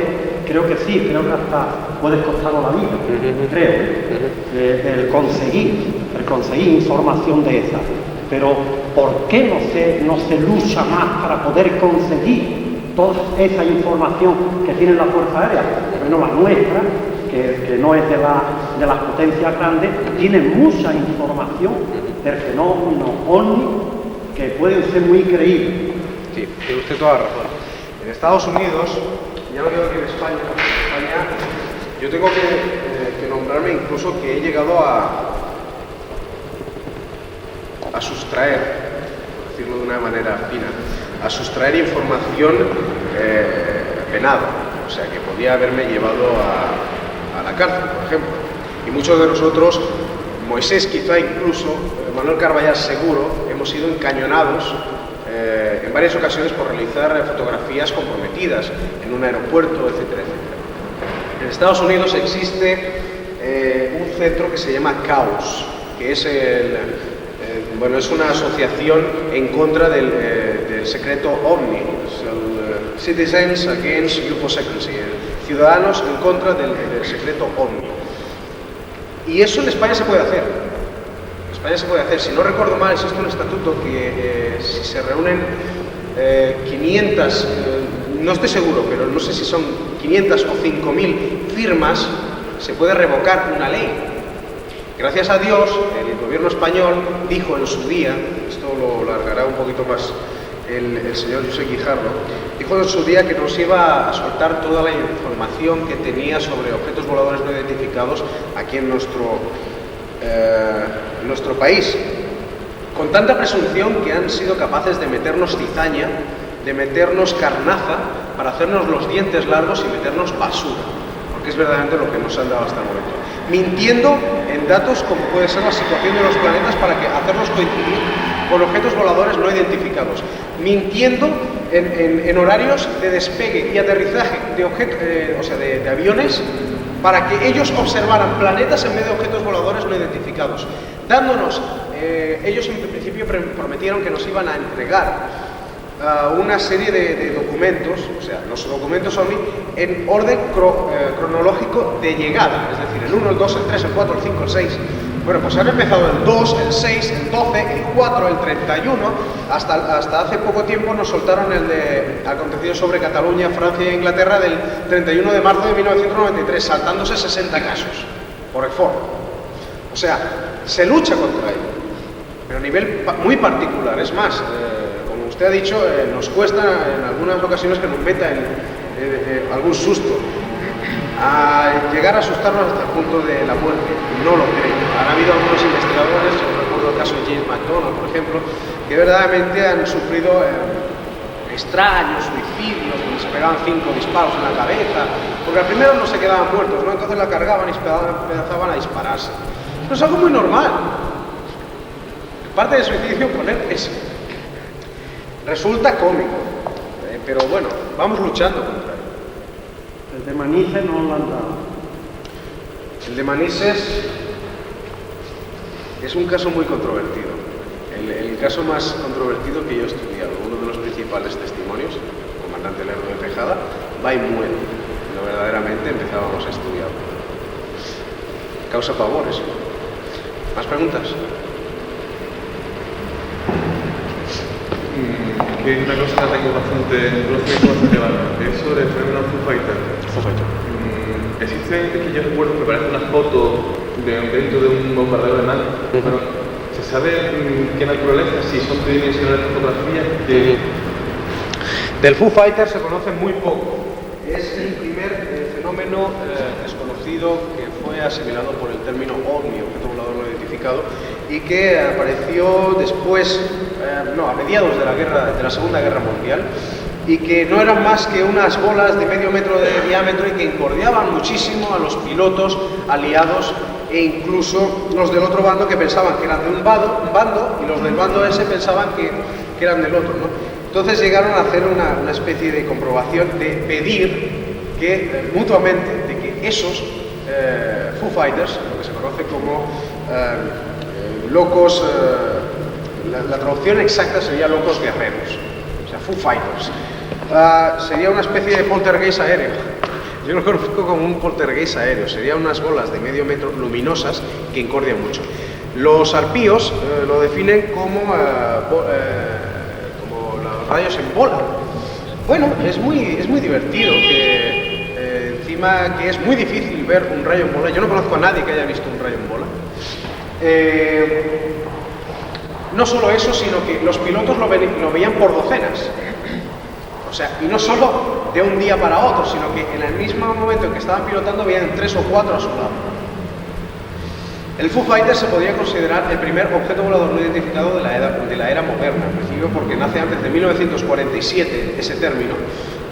Y como ya sabemos, 1947 fue la época primera de la ufología, cuando Kenneth Arnold observó los 9 platillos y que acuñó el término platillo volador al fenómeno OVNI. Sin embargo, pienso que no tiene nada que ver con los gobiernos. En principio, no creo que sean una artimaña de los gobiernos, en principio porque parecían estar dirigidos inteligentemente, pero no de una forma, digamos, no de una forma controlada desde tierra, sino que esos realizaban la percha, y desde tierra es imposible realizar una percha realizar la percha es pasar de un lado para el otro de un avión por encima, es hacerle el pasador superior de la percha. Bueno, eso desde abajo es imposible hacer, porque no tienes medidas.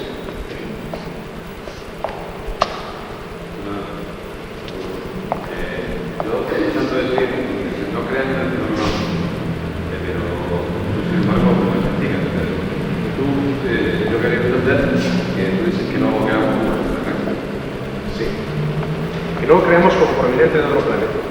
Porque hay evidencias de que ha habido platillos volantes alemanes. Sí. Y de que ha sido una experiencia también. Exactamente, exactamente. Y no solamente porque hayan sido platillos voladores alemanes, que no es una hipótesis que compartan mucho, el hecho de que sean los alemanes que construyeron unas aeronaves. En absoluto, hay varias cosas curiosas. En 1942 se sacó unas naves que eran idénticas en casi todo a las naves de Adamski, pero el caso de Adamski se prolongó a partir de 1957. Y posterior a eso que dicen los nazis que construyeron en 1942, observamos que empezaron a sacar nuevos modelos. Cuando en 1957, si no recuerdo más, estaba el F-4 o el F-44, y que era ya una astronave conocida como un objeto volador no identificado, larga y que tenía una cúpula, etcétera, etcétera, que no se parecía en nada a la llanta del señor Adamski o la forma del señor Adamski. Yo comparto la idea de las personas que creen tener un contacto con seres extraterrestres. No es imposible, ni mucho menos. Pero eso, de que vengan aquí, a la Tierra, desde otros planetas, yo extraterrestre lo defino, lo digo muchas veces, pero yo es que lo comparto como si fuera de proveniencia extramundana, es decir, extrahumana, fuera de los humanos, pero no extra del mundo. O sea, no tiene por qué estar fuera de nuestro mundo. Es decir, si aceptamos que matemáticamente existen n dimensiones, ¿por qué no pensar que una de ellas acepta o ampara esta salida, este fenómeno de los objetos voladores no identificados? Seguimos con la hipótesis de muchos investigadores de que existe el gran árbol genealógico. Arriba, fenómenos paranormales se va dividiendo en lo que serían las apariciones marianas, el fenómeno ovni, etcétera, etcétera. Pero es que nos damos cuenta de que hay injertos por todos lados, las ramas se cruzan, e incluso en uno de ellos estarían los alemanes y sus prácticas. Dicen los alemanes que sus objetos voladores no identificados nacieron a partir de las propias experiencias que tenían con extraterrestres, con inteligencias extraterrestres, sus contactos a partir de la Ouija, sus contactos a partir de la psicografía, etcétera, etcétera. No existe una validez a los testimonios de ellos hasta que no se pueda construir una nave de este tipo. Existen muchos planos, pero hasta el momento los ovnis que yo he podido constatar, los ovnis como el Merlin 2000, etcétera, etcétera, tan solo se han podido elevar a una altura de 2 metros y han podido viajar a una velocidad de 20 metros por segundo. Los que yo haya podido constatar.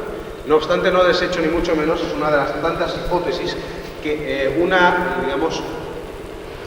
descendencia alemana de la Segunda Guerra Mundial haya podido construir muy en secreto los objetos voladores no identificados que ahora mismo estamos viendo en el cielo. Sin embargo, me es difícil creerlo por los mismos hechos que hemos mostrado, que de una pantalla del radar desaparezca un objeto a una velocidad de 990 millas por segundo, desaparezca como velocidad inicial. Nadie de nosotros podría aguantar eso. Es que esos fenómenos a esa velocidad no se concibe que se hagan en este planeta, ni alemanes ni nadie. Exactamente. Si los alemanes lo hicieran, a los CERN habían mandado fuera de la órbita del mundo. Es que incluso existen algunos parámetros. Lo hablaba con Manuel Carvallal hace poco tiempo, el hecho de que el fenómeno ovni estaría muy bien en el aspecto de que si los alemanes lo hubieran construido como una arma súper secreta, ¿qué narices tiene que ver una luz en el cielo? Si es una arma súper secreta, desde luego lo que no va a venir es súper iluminada. No tiene una lógica en esto. Bueno, siempre nos basamos en el tema de lo absurdo que es el fenómeno ovni, porque tiene fenómenos absurdos por todos lados. Pero yo considero lo más absurdo de que si es una arma súper secreta, ¿por qué iluminarse? ¿Por qué? No tiene lógica. No tiene por qué ser nazi, tampoco tiene por qué ser extraterrestre, tampoco tiene que ser adimensional, pero obviamente existe. Mira, sobre el ovni que se dice que se conserva en una base americana, que se estrelló, y me parece que ahora se puede poner foto también precisamente que un artículo lo leí, que se conservaba incluso los extraterrestres, ¿no? O sea, no solo la nave, sino los extraterrestres dentro, y que era parte de un secreto americano. De esto que sabéis.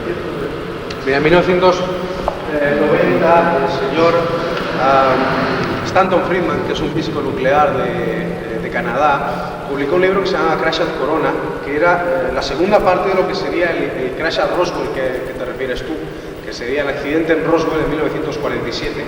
Y aquello aconteció en el mismo lugar, y es que el señor Stanton Friedman defiende la posibilidad de que no fuera un solo objeto volador no identificado, sino dos objetos los que se hubieran estrellado en la zona de Nuevo México, uno en Socorro y el otro en Roswell. A tenor de las evidencias que hemos podido ir rescatando, absolutamente todo lo que cuenta el señor Stanton Friedman es mentira, es falso, es fraude. Sin embargo, en Estados Unidos, cuando se publicó, se editó en televisión un programa dedicado íntegramente al fenómeno que se estrelló en Roswell, en un programa que aquí se ha llamado Misterios sin resolver, y que en su momento se llamaba Unsolved Mysteries en América, sacaron un especial sobre el aterrizaje forzoso de un objeto volador no identificado, etcétera, etcétera, y digamos, conociendo que lo estaban haciendo, a sabiendas de estar haciendo algo erróneo, editaron unos errores en el contexto de aquel fenómeno. Y hubieron más de 200 llamadas de personas que decían ser testigos de aquel fenómeno, o sea que no habían sido solamente el señor Jesse Marshall y su hijo, que incluso ahora es médico, si no recuerdo mal, que defiende el testimonio de su padre, que aquello no lo había visto en su vida, y él, viviendo al lado de Roswell, aquellos fenómenos, o sea, los globos atmosféricos, los aviones supersecretos, pues más o menos era algo habitual de ver, pero que aquel material era completamente desconocido, y aquellas escrituras que aparecían en aquel material eran completamente desconocidas. Bueno, pues aquellas 200 llamadas abrieron una nueva investigación sobre el fenómeno de Roswell. Pero es que cuando aparece una grabadora, desaparece el testigo. Yo no sé por qué pasa eso.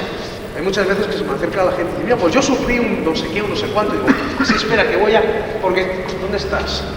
Ya ha desaparecido, ¿no? Parece que tengan una especie de terror a que se conozca su historia. Cuando digamos que ahora parece que tiene muy buen look el haber visto un objeto volador no identificado, que es lo más in. Bueno, pues a mí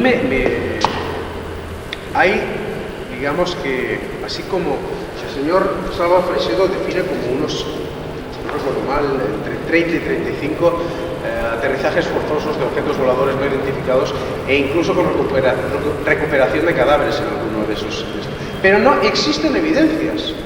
Es decir, sé que un gobierno no te va a venir a ti a decir, bueno, pues esto y por eso, y pues lo otro. En ocasiones tenemos el testimonio de alguien, de un infiltrado, que te llega de buenas a primeras y te dice, no, porque yo he visto tal sitio y como que me voy a morir de cáncer, me importa un bledo lo que me digan. Y hay testimonios de este tipo, ¿no? Pero después te das cuenta de que este señor estaba pagado por la CIA, de que el otro señor, el FBI, lo tenía contratado. Bueno, hay cientos de casos de personas, por ejemplo, el doctor Bruce Maccabee, que últimamente lo nombraba Javi Sierra en Más Allá, que llevó a término las fotografías, el análisis de las fotografías que hemos visto de Galbraith, esas fotografías de Florida, donde se reúnen a ver objetos voladores no identificados, y que el señor, que es curioso, que es un fenómeno, uno de los pocos que el señor Bruce Maccabee afirmaba que era cierto, ese fenómeno, ¿no? Bueno, pues llega ahora una agrupación de investigadores, la Asociación de Investigadores, y publican un reporte, que se le llama así, un reporte de la Asociación de Investigadores, el número 1, que salió en julio de este año, donde se dice que el Bruce Maccabee está contratado por la CIA, que Walter Andrews, que es es el director internacional de la Mutual UFO Network, está pagado también por la CIA, que un montón de investigadores que los teníamos como fidedignos, como buenos, están pagados o comprados por gente de la CIA, que otros que tenemos como gente legal, que sería Linda Moulton Howe, especialista en las fotografías OVNI y en las mutilaciones de ganado, pues las consideran la gente más tonta que existe sobre la faz de la Tierra por creerse. Me está haciendo señas de que corte, que me esté. De modo, o sea, existen pocos datos, muchos datos sobre el fenómeno de los aterrizajes de objetos voladores no identificados, pero existen muy pocas evidencias.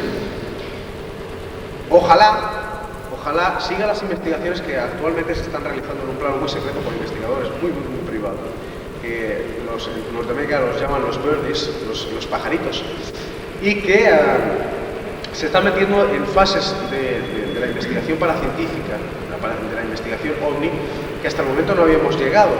Están empezando a descubrir verdaderos entuertos dentro del fenómeno OVNI, tanto como para afirmar que casi el 90% de los objetos voladores no identificados que estamos observando son terrestres.